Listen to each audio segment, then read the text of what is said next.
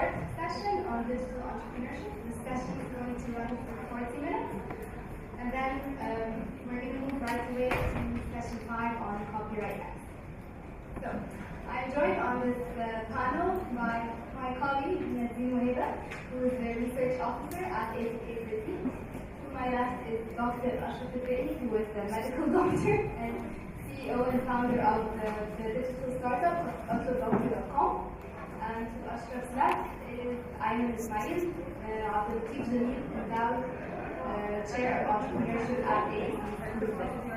So we're here today to engage with each other and engage with you in a conversation about the state of digital entrepreneurship in Egypt. With an internet penetration rate of 57% and a youth unemployment problem, Nadeem and I have engaged on personal research to explore the potential that digital entrepreneurship has towards fostering Egypt's knowledge economy. Ashraf was one of the startups that Ashraf's startup was one of the startups that we have interviewed in the course of our research. And given Dr. Ayman's expertise on entrepreneurship, I have invited those panelists to engage in this conversation with us. So I'm going to begin by asking Nadeem to briefly tell the audience about the research that we have done. Specifically, I would like you to touch on the obstacles and enablers of digital entrepreneurship that were identified by our interviewees. So at this point of our research, we started with 3 sort of semi-structured interviews with 3 different startups. The first of these was one that was incubated in a private incubator at Flat 6 Labs. The startup is called Yale, and this is basically an online obituaries website. The second startup was Doctor.com, which is an online medical booking platform. And also Doctor is incubated at the Technology Innovation and Entrepreneurship Center, which is part of the Ministry of Communications. And the third startup that we've interviewed so far is called Yauta.com, and this is a price comparison and online shopping website. And Yauta is yet to be incubated anywhere, so up till now, its founders are basically on their own. So yeah, we've asked them a series of questions, and from what comes out in terms of what is enabling or why they choose Egypt is, as Nana mentioned, obviously the growing penetration rate. There's also, they consider Egypt as a market that is very under-penetrated in this sector. It is ripe for growth, and they said that they take advantage of basically being early movers in the field. So even though one of them mentioned that they basically adopted a business model that's existed in Germany for years, the challenge for them is to really adopt it to the Egyptian context. In terms of the obstacles they've mentioned, there are about 5. One of the first of them obviously is funding, and to quote one of our interviewees, which I think was Ashraf, who said that the rate of growth of entrepreneurship exceeds that of investment in Egypt at this point. Investment ceilings are low, investors are risk averse. Also, the next one would be the business environment, where the laws governing, for example, bankruptcy and ownership of companies need to be updated. Interviewees complained about how they have to, for example, pay social insurance for their own companies on their own salaries, although they're technically, they don't get a salary from this company. So there's a bit of mismatch over there. And they also said that this is a deterrent to foreign investment in the sector because of the omissions in the laws that exist and the efforts that they have to do to get around them. The next thing they mentioned as an obstacle is recruitment. An interviewee was saying that basically he's competing with Google for talent. These are the type of employees that he needs, and talent still wants to go to the corporates, to a more stable environment. A related obstacle is also their general attitudes to digital commerce and e-commerce in Egypt. People still prefer the option of cash on delivery. They're not very comfortable giving their details online. And they also, the interviewees also spoke about how they can't introduce too many services or too many products at the same time on their website. It takes time for customers to get used to them, so there's sort of a learning curve. And finally, despite the growing internet penetration, for these type of businesses that need large servers and collect large amounts of data, the broadband infrastructure is still still in need of a lot of improvement. Thanks, Nancy. So I'm going to ask Ashraf to briefly introduce the doctor to all of the audiences who don't know about it, and talk a bit on why you chose to pursue a digital startup, and explain to us the benefits that have accrued to you from being included in it. Well, thank you for having us over here in this lovely panel. Well, if you asked me 2 years ago what the digital ecosystem is, or entrepreneurship, or seed funding, Series A and B, those terms were complete gibberish to me. I had no idea what those were all about. But a personal tragedy put me on the path that I'm here on today. And that's pretty much how all startups do begin. A problem, and you try to find a solution. Well, being a doctor, everybody looked at me to try to find a solution for my sick grandmother. She had a stroke, so everybody was looking at me to find a good neurologist that's nearby, that accepts our insurance, and ultimately that he needs to come for a house visit. Later, across the course of the disease, we needed a home care nurse. And at one point, we needed an ambulance to take my grandmother to a hospital. So everybody looked at me, and there was nothing I could do besides try to find a solution myself. And that's when LocalGold.com was conceived as an idea. And that's pretty much how it began. And the idea started to become from there, which is an online medical booking platform that allows patients to book to doctors not only at their clinic, but you can get them over for a house visit. Not only that, you can also book a home care nurse for senior citizens or veteran patients. You can also have an ambulance dispatch unit triangulate your location so that they can get there to you quicker and faster, all at the click of a button and at the comfort of your own home. So that was pretty much how it started, and once the idea was solidified, my partners started creating a business model and a business plan. One of my friends suggested to me this place called Teak. As skeptical as I was from applying to a program that's called Teak, and that it's a government also backed program, I did anyways apply to the program. And a couple of weeks later, we got accepted. We pitched first course, and then we got accepted to the one-year program. And so what Teak did to me was very, very strong. Like I said, 2 years ago, I had no idea what anything was about entrepreneurship. Today, I was voted by the European Business Network as Entrepreneur of the Month. We launched our website, and it won the first place prize at the ArabNet coveted competition in Beirut. And ArabNet, of course, is the largest digital event in the Middle East. So that's what Teak pretty much did for us. I want to tell you a little bit about the benefits of the Technology Innovation and Entrepreneurship Center. Being a healthcare app, a mobile and web app, they gave me access to government entities. We met several times with the Minister of Health and the Vice Minister of Health for Technical Affairs. We met with the Egyptian Ambulance Authority. So these types of access are not readily available in other programs or accelerators. They helped us put milestones for the year to come. They reviewed those milestones. We had these business and technical milestones every month with us until we were able to achieve what it is we have today. Of course, we have a great office space in Smart Village. It looks nice. Everything was good. So staff would like to come in and work for us. But best of all, they gave us funding, service-based funding, with zero equity. And I thought that was amazing because those are actually true angel investors. They took no equity at all, and that was something I was completely shocked because this is government backed.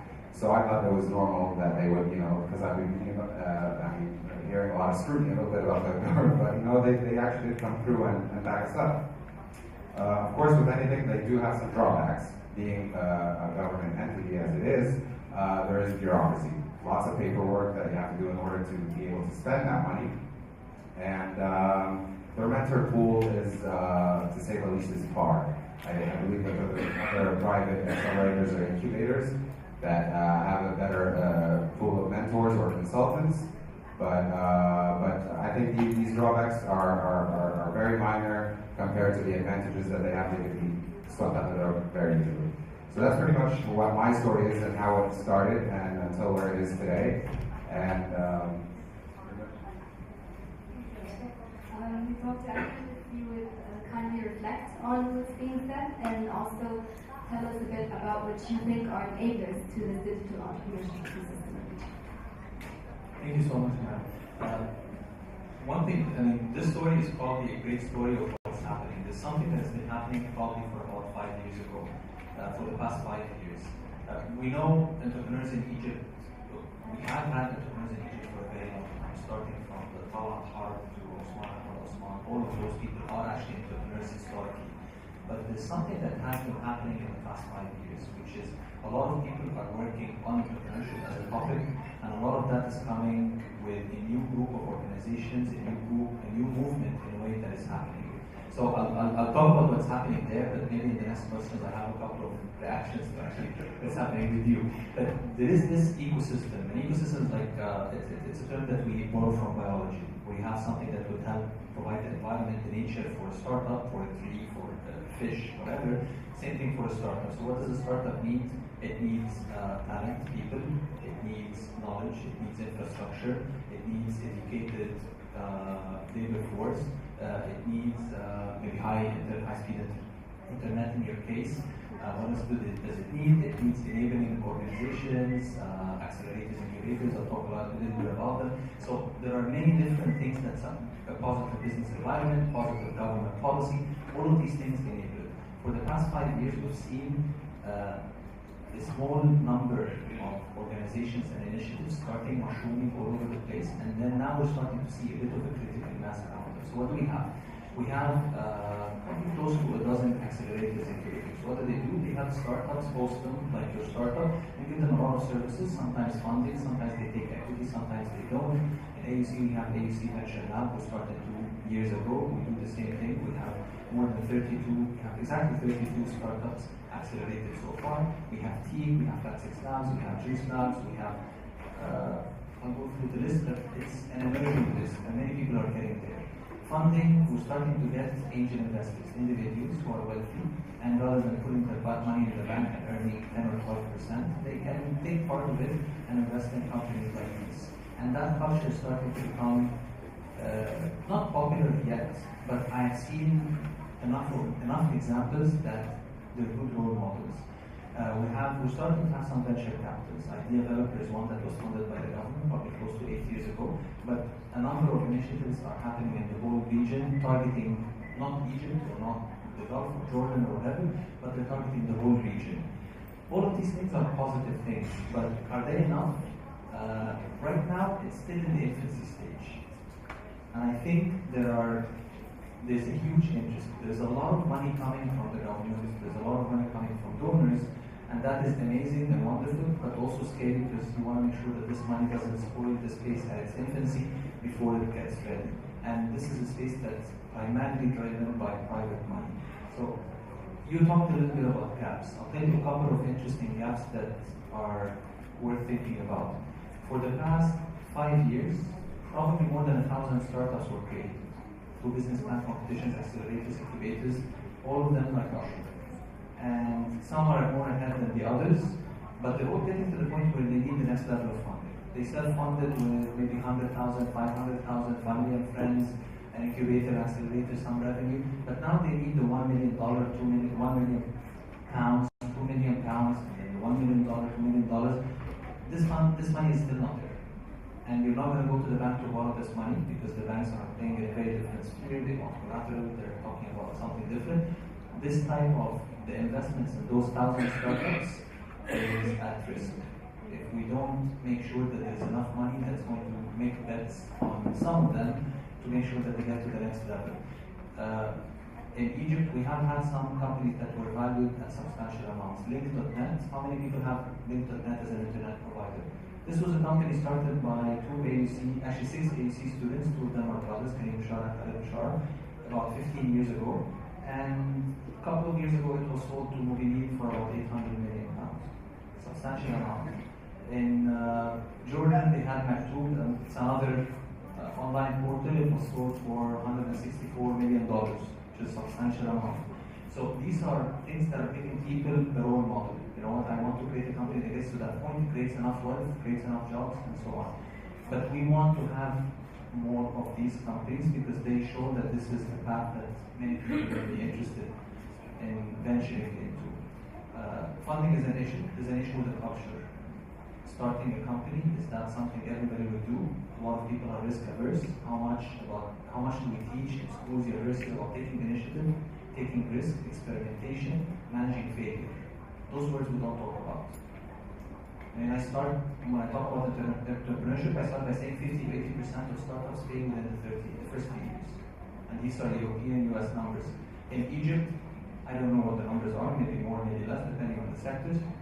And these are not innovative ones. If you're innovative, probably the number is going to go up to 90, 95, 98%. So if we have 100 startups in the room, probably half a dozen will succeed or do very well. So culture is one, and then the overall business environment. I won't talk about this, but that's not specific to us. Thank you. So before engaging with audience, I think I'd like to direct another question to my panelists. So I would just like to hear maybe from Nadine and Ayman more about how you think digital entrepreneurship can contribute to Egypt's knowledge economy. Okay. So in a knowledge economy, competitive advantage basically comes from innovative potential and knowledge creation. That's at the heart of the value added. And digital entrepreneurship is just such a good way to go about this. It's based on innovative use of technologies. It's also, it's based on, that's the definition, it's on the way to the knowledge economy. For Egypt, for example, the 2030 development strategy does stress a lot on the knowledge economy, on inclusive growth, and that type of thing. But also, I think what needs to be done in that respect to realize the knowledge economy is that by helping this sector of digital entrepreneurship and smaller players, you can see more of a bottom-up growth and more of a sustainable type of model. Not necessarily huge amounts of job creation, but more sustainable new jobs, new models, rather than governments continuing reliance on these top-down ideas, mega projects, that type of thing.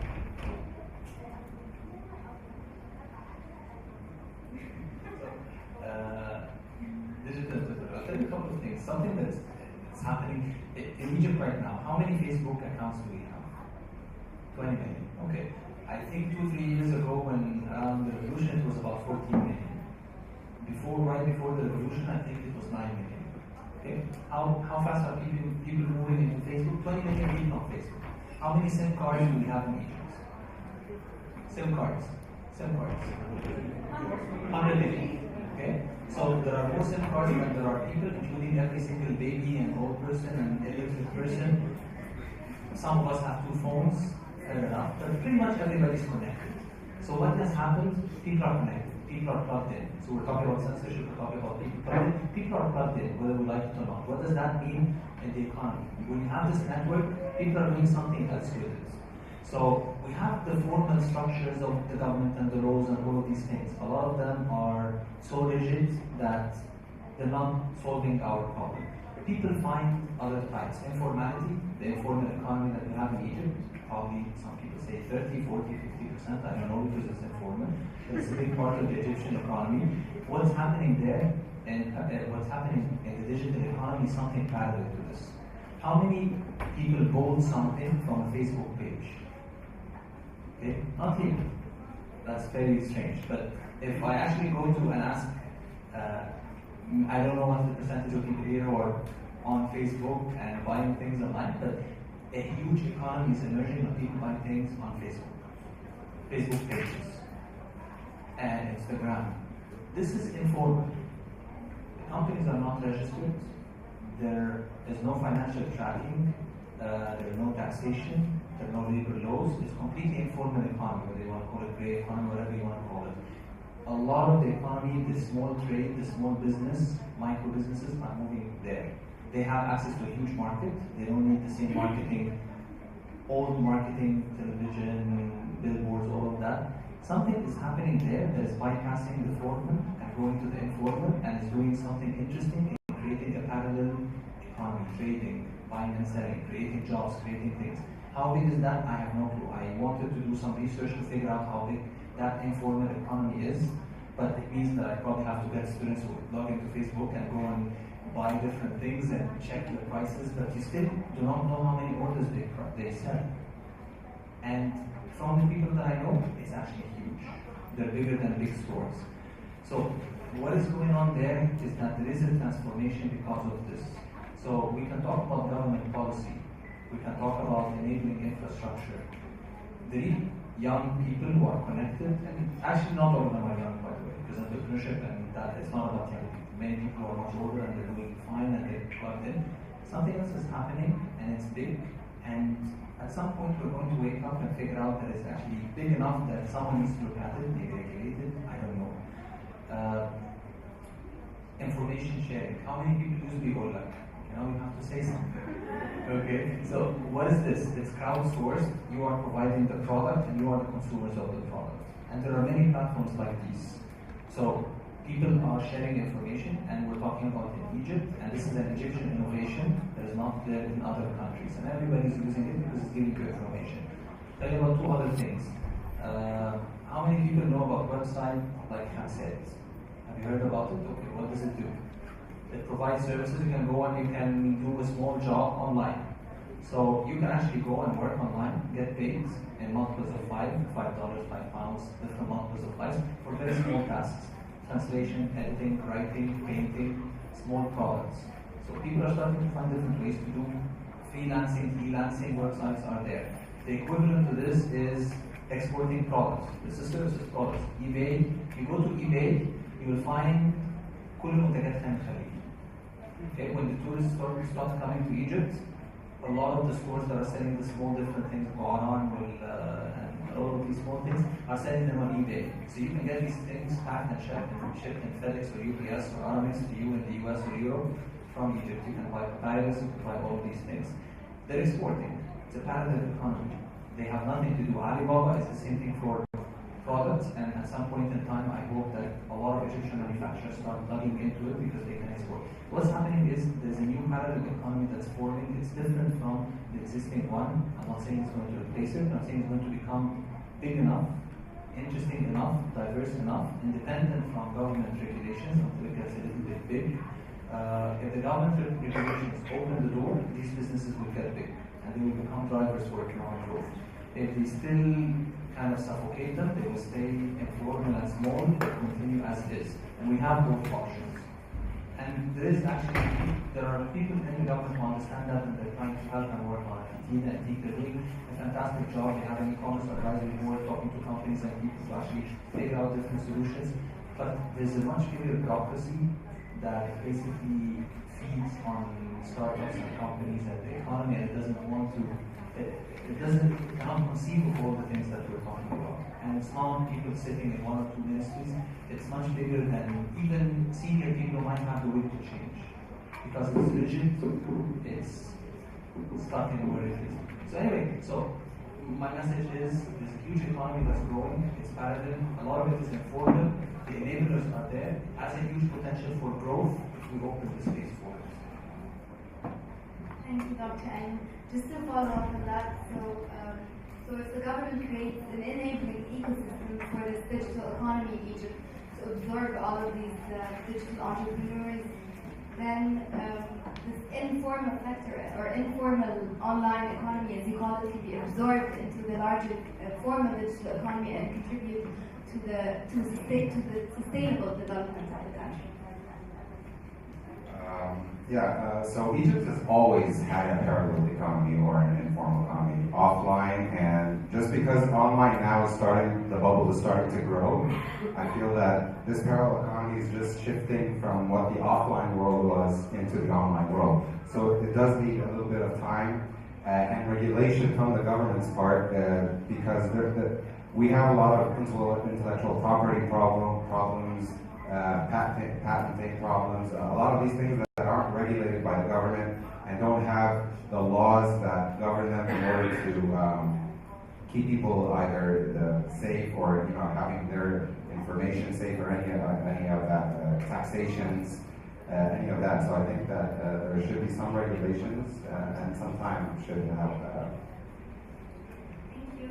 So I'm now going to open the floor for a round of questions from the audience. Does anyone have?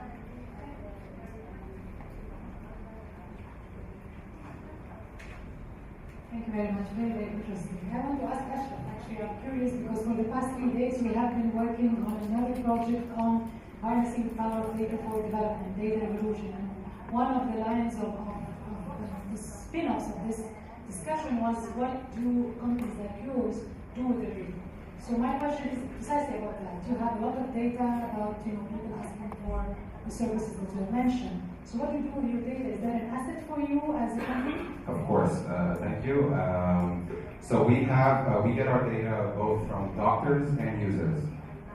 We have the full CV of the doctor, where he graduated from, what university he's been, how many years of experience, subspecialties, price, address of the clinic. All this data is very, very useful for us, as well as the patient's or the user's information. So what we essentially do with this big data is that we contact pharmaceutical companies or hospitals that have new products that they want to market. Instead of having a conference, let's say, for diabeticians or people that doctors that endocrinologists per se that cure diabetes and stuff like that. So instead of having a huge conference that costs millions, they would target companies like us so that we can target the endocrinologists and get the message across. Same thing for the users. Patients that actually have diabetes, they can send a message across that there's a new medicine in the market, try out this, try out that. So that's pretty much what it's essentially there for. This information is not available, and now it sort of is. Can we get a few questions and then answer at the same time? Thank you for the panel and very interesting topic. I have a question for Dr. Ashraf and then I have a question for the panelists.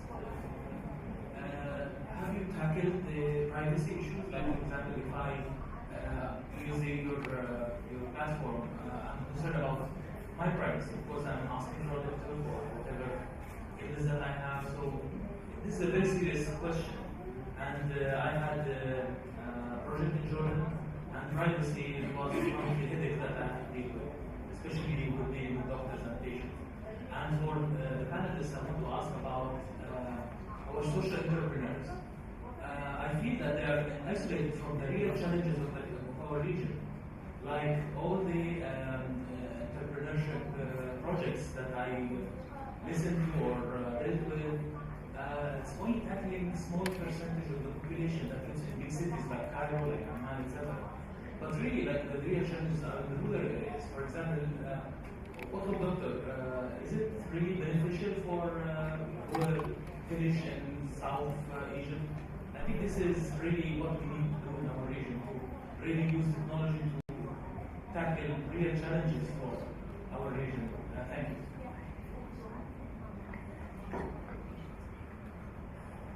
A question, two quick questions. One, do you get tax breaks for things like research and development, and how do you deal with research and development incentives for it? The other thing, the social fund for development, does it play any role at all in encouraging digital entrepreneurs and startups?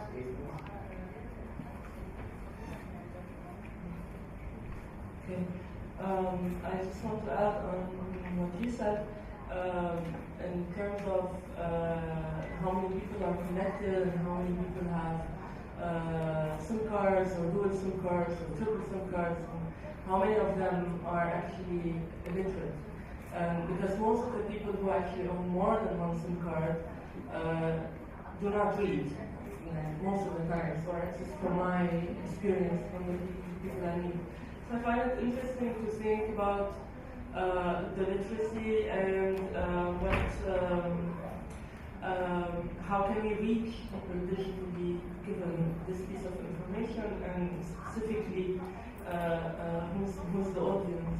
Yeah, and I was also thinking that it would be interesting to tackle what is the specificity of the digital medium in particular, and this is where the data comes in and becomes maybe a bit more interesting, but also when Dr.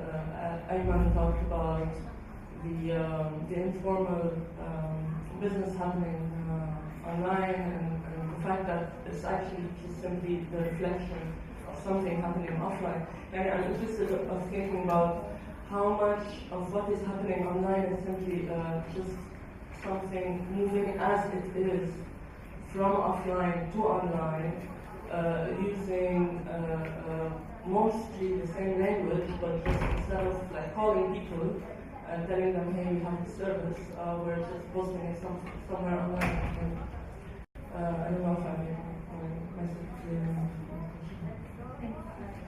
Are there any more questions, or should we go ahead and attempt to answer? I'm just going to go in order of the speakers, so I'm going to give the microphone to the team, and then I'll show them. I'll try to maybe address a couple of the questions that were asked in terms of this idea about social entrepreneurship and the rural areas.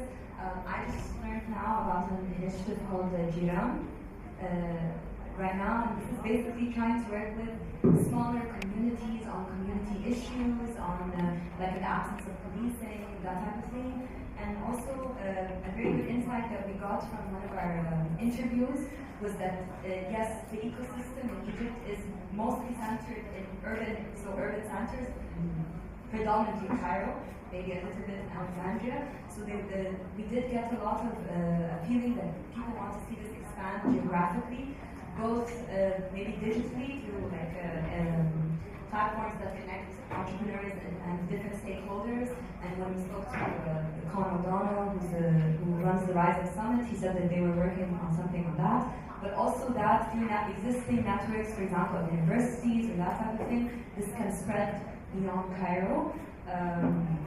The other thing is that with regards to the issue of literacy and maybe the level of education that people have who are connected, I guess initiatives like Tahrir Academy, for example, are trying to address that type of thing with they're relying a lot on visuals, educational videos, alternative education. So I think they are working to that regard. To how much things are different online, or basically it's just moving what is online offline. In Yale, for example, with their online obituaries, are basically have the potential to totally revolutionize this and take this away from an Ahram newspaper. It's a huge business for Ahram. I think it's probably one of their biggest revenue earners. Like an obituary costs, I don't know, somewhere around $4,000. So when you take this online, for the actual posting the obituary is free, and then the freemium model for the services. So I think that makes it totally different. Thanks. I think just a tiny addition to what she said, when it comes to reaching people beyond Cairo, the rural areas, especially in relation to digital entrepreneurship, we have to go back to the larger infrastructure problem, because the internet does not reach all of those people in the outskirts of the country. So it's very central and it's very urban based. So this is a problem that goes beyond that of us or of the entrepreneurs. It's larger governmental issues that need to be addressed. So I'll continue in the rural areas bit. Unfortunately, we're not there yet. We've had many requests, Skandaria, Fayoum, we've had a lot of requests that they wanted doctors, to be able to have house visits there. But like I said, we're still in the Cairo East area. We want to consolidate there first. It's a huge operation, and therefore, in order for us to expand, we need funding. And that's pretty much the whole problem, the whole ecosystem we're still in. Lots of entrepreneurs, not a lot of investors. Investors that are here, just convert, they do start in the seed funding bit where they can probably give you $30,000, $40,000. But once you want to expand and grow, it's very hard to find an investor who believes in your product unless it's already generating almost profit or revenue. So that's the bit about that. With reference to privacy, I didn't completely understand which privacy you meant, but if it's with regards to the information, I want to share with you, of course, it's the information is completely private of the patient. We don't do online appointments. This is either visit to the clinic or the doctor visits the patient. So this happens completely between the doctor and the patient, and it would be as if he visited the doctor at their clinic. So nobody should worry about anything in regards to privacy to that. Or if you mean that you also want to make verification that this doctor is actually real, well, we do, because we do get a lot of questions, like, any doctor can just go apply online and then say he's a doctor. And this happens actually a lot in actual clinics. So what we do is a verification system where we take the syndicate number or the hub, and then we go to the hub over there and verify that that name is actual to that doctor, and therefore his profile is uploaded to the database. Last question with reference to the SFD. They do have a fund. It's not a fund, but it's more of a loan agreement that they're starting to give startups and small and micro-sized companies a loan, but most startups don't agree to loans. And but there are talks that we're getting from TIC and Nikita that they're now talking with the head of SFG, that they're starting to create a fund for startups. Before answering the other question, they just launched SFD, I think, at the World Bank. Just last week, they had something called venture capital fund. So they're going to be fund of funds, and it's still being shaped, but there is something that's going to come in that space, and I hope that's designed for it. So a couple of things. One on the rural and social entrepreneurship. I actually have to agree with the whole panel and you. The rural area is not, the rural Egypt is not in many parts and many businesses. However, there are many things that are happening in different areas that are locally driven. But if we're talking about companies that are starting in Cairo, some in Alexandria, they're still at the end gravitate to Cairo. Even if people who are innovating in Asyut, Mufeya, or Riyadh, Sharia, they eventually end up coming to Cairo to launch their startup because money is here, talent is here, market is here. It's a reality. If things go differently in terms of the economy in different other cities, that may happen. But that's the reality. There are many social entrepreneurship initiatives that are happening in other places. Now that Mahfouz has an organization that works with many social entrepreneurs, and they're present, I think, in more than 17 governments. So things are happening. They have an incubation competition right now for Suwaisi, and they're working on it. So there are people who are trying to work outside of Cairo. But is it enough? No. The size? No. And even what's happening in Cairo for a city of 20 million, still it's very limited. So I completely agree with that. The online versus offline is a very interesting question. Some things are moving from the offline to the online, but the online enables you and allows you to do things you were not able to do offline. Whether to connect with people you did not have access to before. You connect to the network effect makes a huge effect. So it allows for scale that you have not seen in the offline. And that's a big difference that businesses can become big very quickly. People start a Facebook page, selling some products, and then suddenly they find themselves running a big business, still informal, but it's a big business. My perspective on this is actually anti-regulation. Let it grow and see what happens. If you start shutting it down, you're basically going to lose that economy. And the other side is not equipped, whether from a legal infrastructure, execution infrastructure, to move or to absorb it. So let it grow, see what happens. If you want to regulate, it has to be very light regulation. But my fear is, like everything else, once it starts becoming big enough and surfaces on someone's radar screen, the government will start cracking down, and these are illegal, and people sitting from their homes without license. So I can see crackdown happening at some point in time from someone who doesn't understand the context and is chasing people selling things from their home. But that would be really a big disaster. So let it grow, enjoy the benefits, and then think about how do you make it formal in a positive way. Not to regulate it, because the way we think about regulation here is basically how do you slightly get it with 500 regulations. Thank you, and I would just like to thank all my panelists. And we are out of time, so we're just going to move right away to the next session. Please remain in your seat. Thank you.